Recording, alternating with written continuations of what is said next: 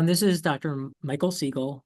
I am a professor in the Department of Public Health and Community Medicine at the Tufts University School of Medicine. And my area of research is in the area of firearm violence, particularly the effectiveness of state policies to reduce firearm violence. So to start, if you wouldn't mind, our listeners would appreciate just some context as to where we are when it comes to gun violence and gun control. We are at a very bad point, I would say, in terms of firearm violence. Our firearm violence rates in the United States had been declining, certainly from the 1990s through around 2015 or so. And then suddenly, around 2016, we started to experience an increase in firearm violence, which was exacerbated with the COVID-19 pandemic.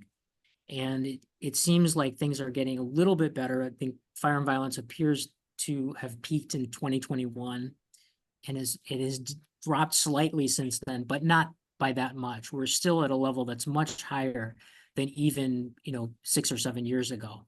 So we're not in a good place with firearm violence. Certainly, if you compare the United States with most other countries in the world, we're in a terrible place. We have one of the highest rates of firearm violence in the world, actually. So whether you look at it just from how are we doing domestically in terms of trends, or how are we doing, internationally, either way, this is a terrible epidemic that there's no reason why firearm violence levels should be at the level that they are today in the United States. With the most recent mass casualty event surrounding gun violence at the WRHU High School in Georgia, firearm violence, gun control has again kind of landed back on the table, though it has seldom never left the policy areas of discussion. What are some common sense policies surrounding gun violence that you feel are a necessity in order to curb the number of firearm deaths that we experience here in the United States?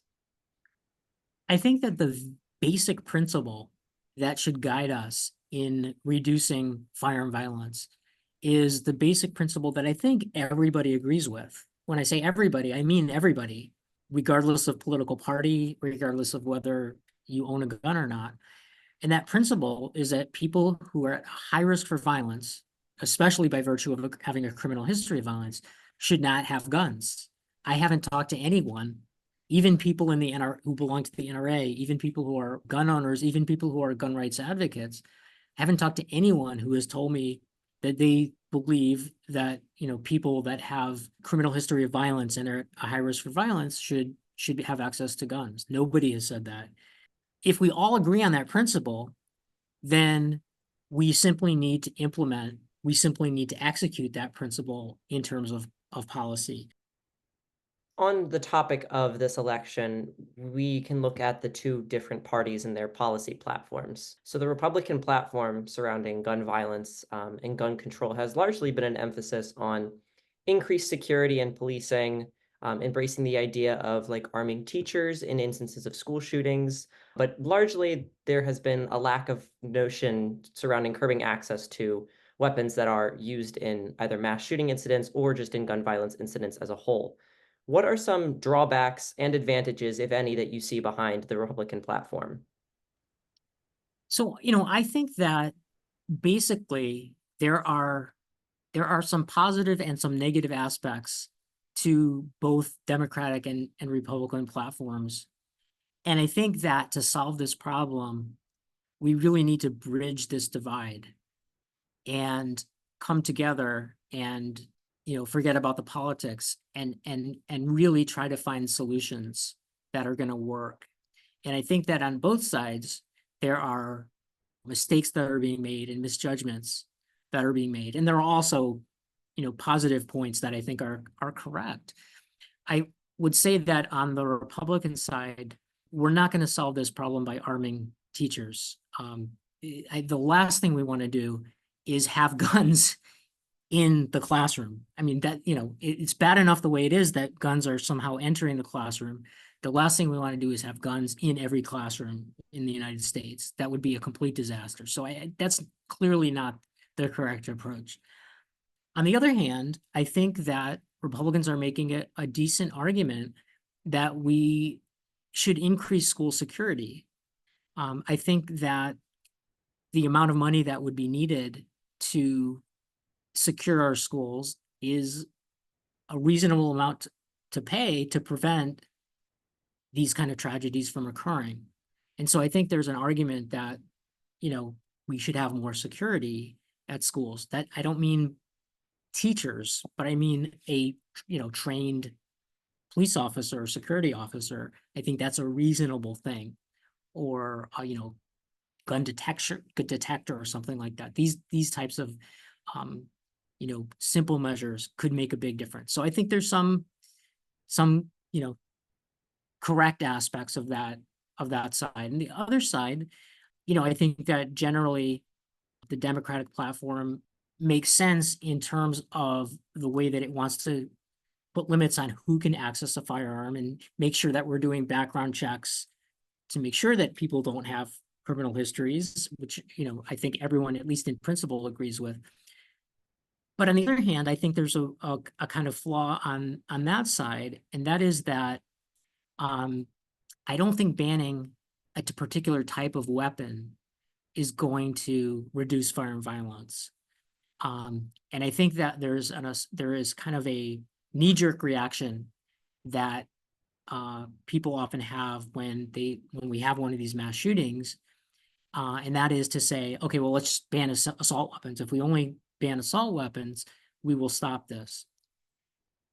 I don't think that's a valid argument for several reasons.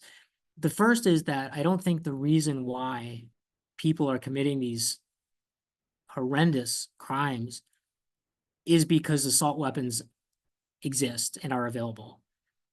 If assault weapons were not available, I am quite sure that these individuals would pick another type of weapon to use.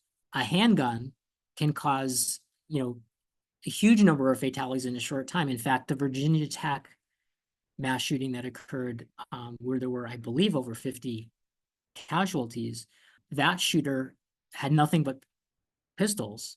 There was no assault rifle or even a rifle involved. So I don't think the issue is the type of gun. I think the issue is who has access to that gun and what do we do to keep guns out of the hands of people who we know are at risk.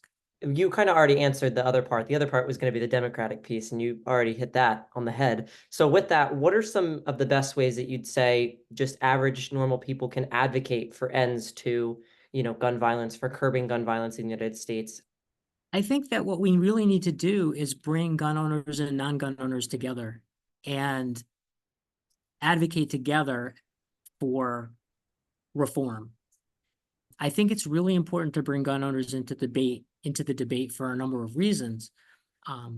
One of those reasons is that gun owners actually really understand how guns work, how the sales process works, what it means to carry out a background check, what is a federally licensed dealer. They know that, and I think that sometimes those of us in public health really don't know much about guns are inhibited by our lack of knowledge. So I think that we need to have gun owners at the table who really understand these processes.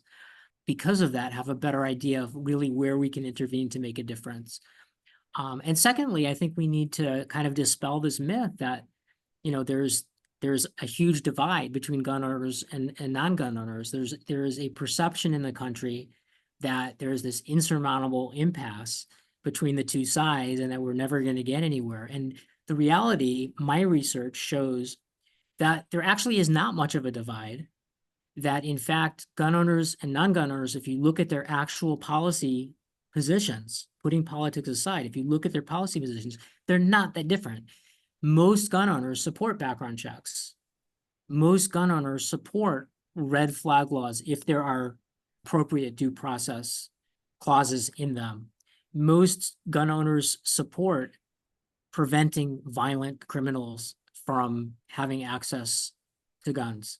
Is there any hope or any kind of, policy positions that you're looking at going forward that you think have a really good chance of picking up speed and curbing the number of gun violence incidents that you've seen, both in the years past, but then also kind of going forward? I think that I think the solutions are there. We know what they are. It's a matter of bringing the sides together and agreeing that, we need to put politics aside and solve this public health problem.